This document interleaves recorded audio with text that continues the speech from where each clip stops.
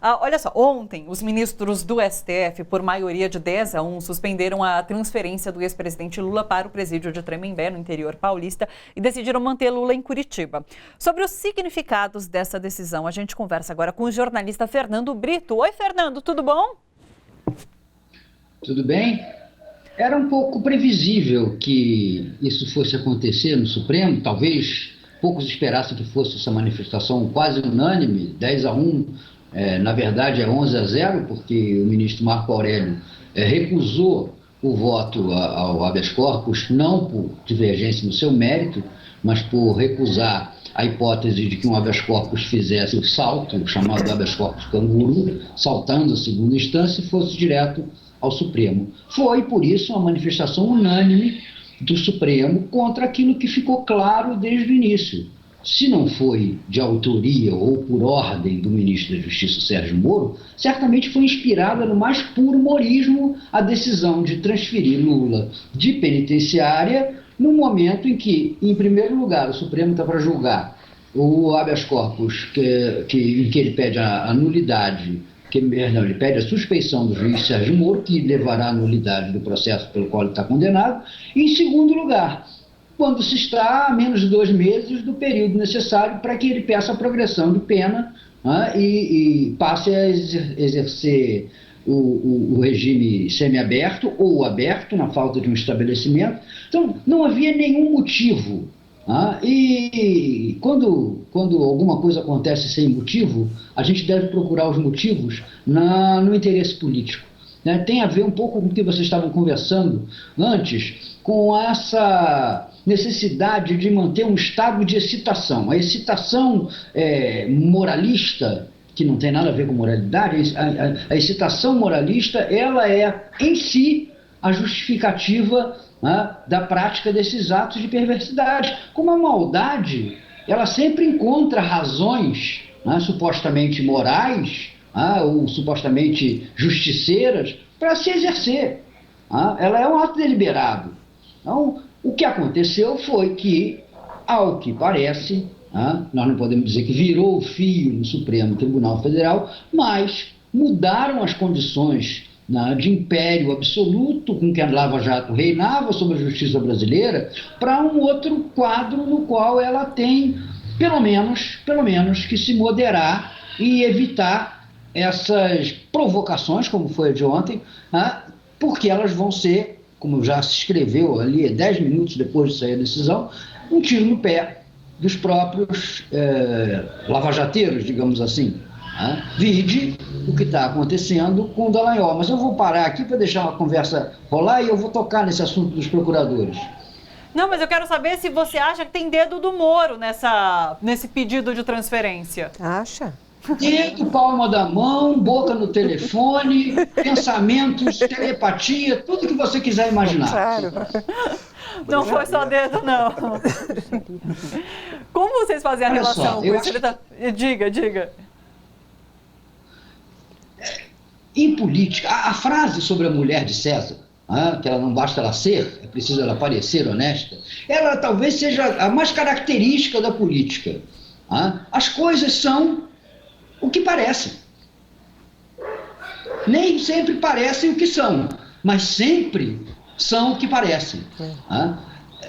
Pode não ter havido até um telefonema do Moro para Carolina Leves, olha, faça isso, etc. e tal, mas o espírito do tempo, o zeitgeist morista, está lá, presente nisso.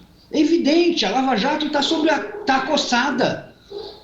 Deltan Dallagnol é um cadáver insepulto.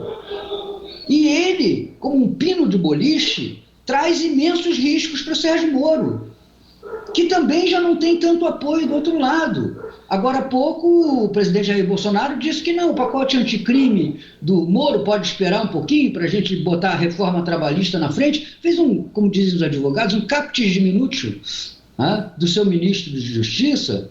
E pior, fez uma coisa que talvez as pessoas não tenham se dado conta. Né? Aquele excludente de punibilidade que o Moro colocou no seu projeto da liberdade para matar sob violenta emoção, medo, etc., né? O Bolsonaro jogou as feras, deixou que fosse cortado na Câmara dos Deputados e vai apresentar o seu próprio projeto. Não é o pacote anticrime de Sérgio Moro mais. Agora é o licença para matar de Jair Bolsonaro. A assinatura é dele, o rótulo é dele, a cara é dele, para perder ou para ganhar. Isso importa muito pouco a ele. Ele não tem nenhum problema que essas medidas sejam derrubadas no Congresso. O que interessa a ele é manter o estado de agitação permanente naqueles 25%, 30%, né? Talvez minguantes, a gente não tem como mensurar isso agora, aqueles 25%, 30%, que são a sua base de apoio, interditar os espaços da direita.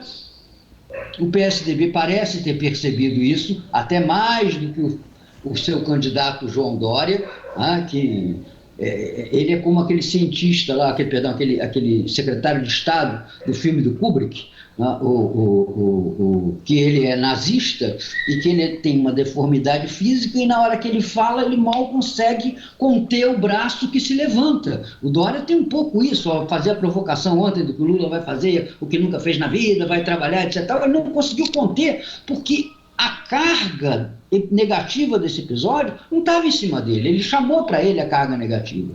Né? Mas o Bolsonaro, então, fecha o espaço da direita, não tem espaço para a direita, e ele acaba sendo o fiel da balança política. Por quê? Porque ninguém, sem o Bolsonaro, se firmará no campo da direita.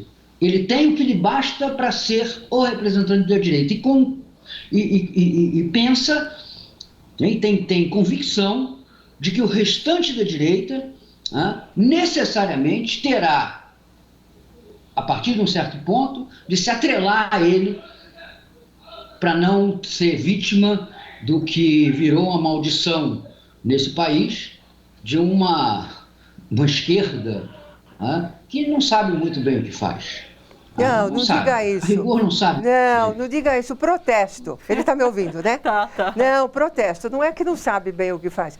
Eu não sei de quem foi a iniciativa ontem de juntar deputados e atravessarem lá o espaço e irem até o Supremo, enfim, fazer uma pressão legítima, né? Para que o Supremo cancelasse esse pedido de transferência. Não, nós vivemos num momento, todos nós aqui sabemos disso, de vitória cachapante da direita. É uma coisa horrível. Há anos atrás nós não imaginávamos isso, né? Ninguém imaginava. Mas eu acho que a esquerda está tentando dar alguma resposta. A esquerda organizada, a esquerda nos movimentos sociais, etc. Deixa eu só fazer uma observação, que é o seguinte: o que a gente assiste agora, essa desmoralização da Lava Jato, porque antes era todo mundo virgem e puro. O Moro era, né, uma noiva virgem, o Dallagnol era. Com esses vazamentos, com a Vaza Jato, boa parte da população brasileira está sabendo que são hipócritas, para dizer o mínimo, e que talvez sejam criminosos mesmo, manipularam, né? Então, essa parte que apoia o Bolsonaro, como a Isabela estava explicando, talvez estejam agora obrigados a assumir o ônus do cinismo. Eu continuo, sim, apoiando o Bolsonaro, mas eu sei que a Lava Jato, por exemplo, foi uma enorme armação. Né? E eu apoio isso, eu apoio o Dallagnol, por exemplo. Eu quero saber da Isabela qual é o peso de Moro no bolsonarismo hoje. Mas antes, vamos para a tréplica? O Fernando queria dizer alguma coisa. Não, vai haver tréplica, eu concordo com ela. E quando eu falo que a esquerda às vezes não sabe muito bem o que fazer, eu me incluo nisso, porque não é fácil. Nós estamos vivendo um cenário que, para a nossa geração, é inimaginável. Acreditar que o Brasil tenha descido ao primarismo que descemos é muito difícil. É muito difícil, é desanimador. Claro. Mas a gente vai brigar do mesmo jeito. O que eu quero dizer é o seguinte, é que nós não conseguimos entender ainda que caminhos que nós vamos tomar para fazer alguma coisa que parece a mim estar bastante clara. Quer dizer, que hoje é o momento da gente reunir uma frente por princípios minimamente democráticos, pelo restabelecimento da normalidade da vida brasileira, que não necessariamente se cliva, se divide pela ideologia esquerdista ou de centro-esquerda ou de centro, que eu acho que pode inclusive acolher gente que é ideologicamente conservadora, mas que não concorda com a brutalidade que nós estamos. Não é isso, é que nós perdemos boa parte do nosso elan nesses 3 longos anos que estamos vivendo o inimaginável, estamos vivendo o impensável no Brasil. Nós estamos vivendo não apenas um governo conservador, mas o governo de um homem absolutamente bronco, de um troglodita. E aquela assunção do, eu sei que foi uma armação, eu sei que a Lava Jato foi isso, ela de fato ocorre em uma parcela da população, mas existe hoje um incrível e expressivo sentimento de que é isso mesmo, é a lei que tem que ser cumprida, é o petista que tem que ser destruído, é o corrupto que tem que ser preso, se não preso, torturado, se não torturado, assassinado, exilado. Nós estamos vivendo uma arbitrariedade prática que é menor ainda do que a arbitrariedade mental que parte da sociedade brasileira assumiu como verdade. Então é difícil você fazer política num ambiente em que não adianta mostrar que o Dallagnol encheu as burras de dinheiro fazendo autopromoção usando a Lava Jato, não adianta mostrar que o Moro interferiu no processo, não adianta mostrar que ele se portou como juiz acusador, que eles tentaram sabotar integrantes do Supremo Tribunal Federal, não interessa nada disso. Eles estão certos porque os justiceiros têm sempre razão.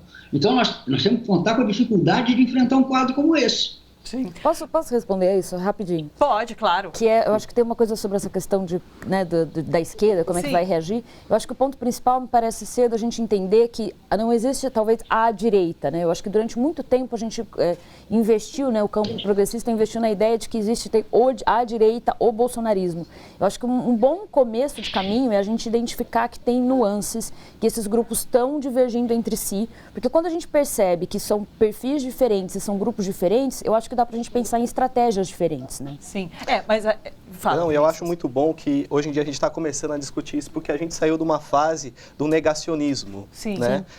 De que a gente achava que eram robôs, que o Bolsonaro não ia ganhar, que isso não era relevante na sociedade, e a gente começou a ver que é relevante e que existem militantes de direita. E que a gente precisa entender o que essas pessoas estão pensando, precisamos entender essas nuances, inclusive para conseguir responder. E precisamos também, acho que cada setor da esquerda precisa olhar também para o que fez nesse último período e fazer uma autocrítica. Muito se fala de autocrítica do PT, até acho relevante, importante, mas não é só o PT que precisa de uma autocrítica. Acho que vários setores da esquerda, inclusive quem não está organizado, né? Precisa fazer revistar um pouco a sua trajetória de militância. Então, estamos terminando. Não estamos terminando, só preciso me despedir do Fernando. Quero agradecer muito sua participação, a sua contribuição para a nossa conversa aqui no estúdio. Muito obrigada mais uma vez, Fernando. Você deixa eu roubar mais um minutinho? Deixa. Você deixa eu roubar mais um minutinho? Deixa. Eu acho que não existe, na prática, claro, são militantes, mas eu acho que não existe a militância de extrema-direita ou as militâncias de extrema-direita no Brasil. Eu acho que existem núcleos que servem à extrema-direita no Brasil. Primeiro deles, maior deles e mais expressivo eleitoralmente deles, é o fundamentalismo neopentecostal. Esse é, eleitoralmente, o maior manancial do voto e da expressão popular do pensamento de direita no Brasil, sem ser necessariamente uma organização que milite por princípios fundamentalistas. Acho que existe, porém, uma mediocrização do pensamento coletivo. Sim. Eu sempre costumo dizer, a sociedade brasileira que bombou nos anos Lula, etc. e tal, bombou com uma grande perda de delicadeza, de sentimentos, de cultura.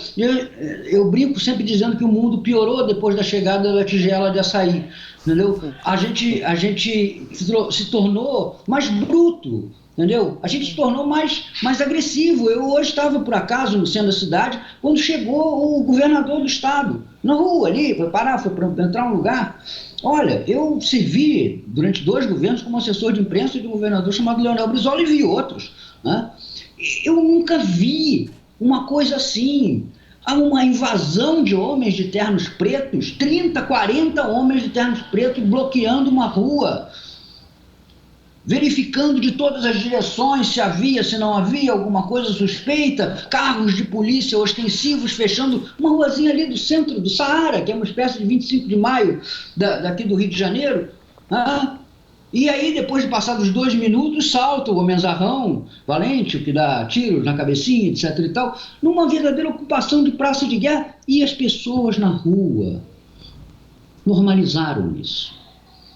Normalizaram isso.